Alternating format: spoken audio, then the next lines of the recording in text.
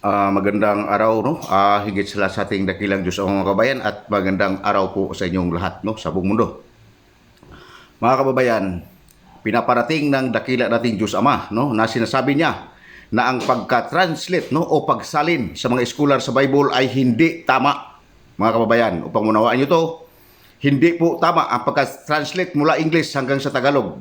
Ang pagkasalin ng Bible mula sa Israel ay sinasabi ng Ama, dahil ito po pala ay hindi pinahintulot sa mga taong may kaalaman o may matatalino at marurunong ang salita ng Diyos. Hindi niya pinagkatiwala ito. Kaya hindi tama po ang pagkasalin. Ang sinasabi ng dakila naming Diyos Ama, dakila natin Diyos Ama, yan ang sinasabi niya, na hindi tama ang pagkasalin ng Bible mula sa Israel. 100% ang sinasabi ng Ama na ang Israel ang pinanggalingan, ang salita niya sa Israel, 100%. Ngunit pagkasali nito ay hindi pinahintulot ang dakila ng ating Diyos Ama sa mga Amerika o sa English at saka sa Tagalog. Ito po ang pakatandaan ninyo. Sinasabi po ito ng Ama na hindi tama ang pagkasalin nito. Bakit hindi ito niya ipinahintulot sa taong marurunong at matatalino? Pakatandaan po ninyo. Kuhaan ninyo ng base po, totoo yung sinasabi ng Ama, no? Bakit ang salin nyo sa YSWS ay Yahweh, no?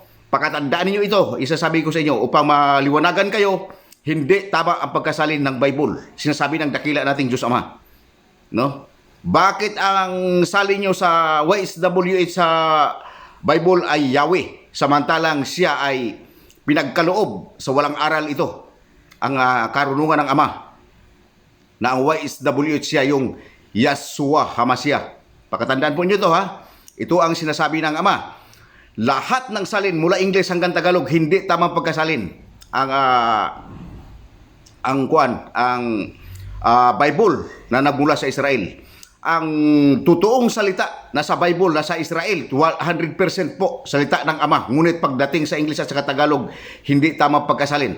Anong ibig sabihin po nito? Dahil po ito nagsisikap, no, ang Amerika at ang Pilipino na maisalin ito sa salita sa pangsarili nilang interes, no, na magtayo sila ng sarili nilang religion. Tandaan po niyo ito. Ito po ang katotohanan, pinating ng Ama, no? Ayan po ang katotohanan. Hindi po, ulitin ko po, hindi sinasabi ng Ama, hindi niya pinagkakaloob sa mga tao matatalino at marurunong ang kanyang karunungan, no? Yan po ang maiparating ko po sa inyo upang maunawaan ninyo na ang pagsalin sa Biblia mula English hanggang Tagalog ay hindi tama. Ayan po ang katotohanan. Ito po ay haka-haka ng mga tao, na mga scholar na nagsasalin nito, no? Dahil sinasabi mismo ng Ama, hindi niya pinahintulot sa matatalino at marurunong ang kanyang karunungan, no? Ayan po ang katotohanan. Upang maunawaan ninyo, uulitin ko po, 100% ang sinasabi ng Ama sa Israel na tama ang lahat ng nakasulat doon, no, sa kanyang mga salita. Ngunit pagsalin nito ay hindi tumama po, mga kababayan, sa English at saka Tagalog. Ayun po ang katotohanan. Upang manawaan ninyo, pwede po siyang isalin, no, sa mga taong puspos ng Banal na Espiritu, no? Pwedeng isalin itong laman ng Biblia mula Israel.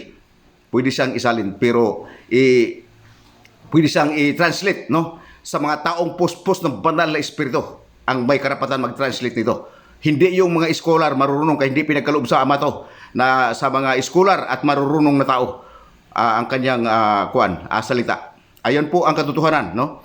Upang maunawaan ninyo bakit nagkamali-mali, no? Nagkamali-mali yung natin, no? Pananampalataya, bakit hindi yung mga hintil malayo tayo sa kaligtasan, no? Dahil po ito sa hindi tama yung pagsalin sa mga Bible.